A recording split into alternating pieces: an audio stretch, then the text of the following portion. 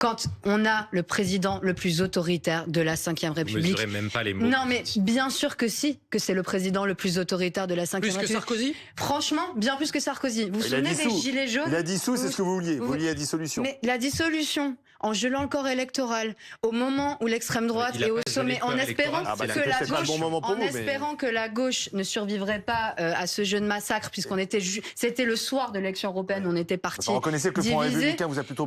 Alors, la dissolution du Front républicain vous a permis d'avoir plus de députés. Oui, mais il a surtout profité à la reconstitution d'un bloc centriste, libéral, néolibéral, qui ne tient jamais ses promesses, qui trahit toujours. Oui, en 2022, Emmanuel Macron avait dit le vote des électeurs de gauche m'oblige. Oui, il a fait la réforme des retraites. Oui, il a dissous au pire moment, au moment où le RN était en vous n'êtes pas content. Alors, quand il dissout pas, vous dites il est autoritaire, il donne la parole au peuple, et quand il donne la parole au peuple, ça va pas. Monsieur Truchot, vous serez d'accord. Vous avez voté les motions de censure, c'était pour faire tomber. Mais bien sûr, au moment de la réforme des retraites. Voilà. Et on était prêt à cette campagne. Mais monsieur, de toute manière, on l'a gagnée cette campagne. De peu, mais on l'a gagnée. Donc maintenant, vous plaignez pas. Si vous ne pas ça. Je dis que c'est de l'autoritarisme et tout le monde le ressent comme ça, de ne pas respecter le résultat des urnes, quel que soit effectivement le manque de majorité absolue que nous ayons.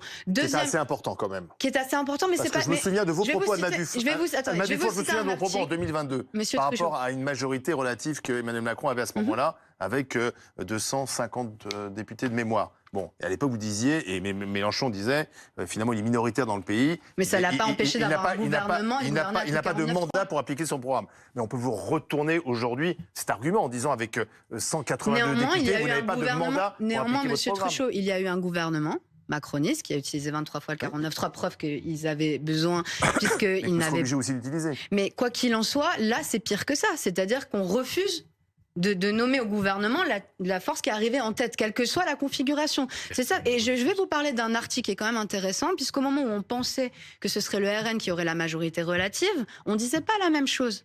Du côté des proches du président de la République, on disait « il sera obligé de nommer M. Bardella Premier ministre, il n'y aura pas de majorité claire ». Qu'est-ce que ça veut dire, ça? Vous voulez pas y aller, d'ailleurs, Bardella. Qu'est-ce que ça veut dire? Ça veut dire que l'ennemi d'Emmanuel Macron, c'est la gauche. Pourquoi? Parce que c'est les mesures sociales, comme l'a dit monsieur, qui feront reculer le Rassemblement national. Il avait mis les deux, il avait dit guerre civile l'un et l'autre. Le Rassemblement national et votre assurance vie, monsieur. Je suis désolée, vous êtes fait élire en 2022 en barrage, vous vous refaites élire, on vous sauve. Parce que, je suis désolée, les électeurs de gauche ont voté 2 fois plus pour des candidats de droite dont vous faites partie que les électeurs de droite pour des candidats de gauche. Donc on aurait eu... à profiter aussi au camp présidentiel. S'il y avait eu un report de voix égal, on aurait plus de sièges. Vous êtes en train de trahir les Français. Et ça, en 2027, c'est des gens qui n'iront plus voter parce qu'ils disent à quoi bon voter aux législatives, parce que 49.3 plus on reconnaît pas le résultat des urnes, ça ne sert à rien.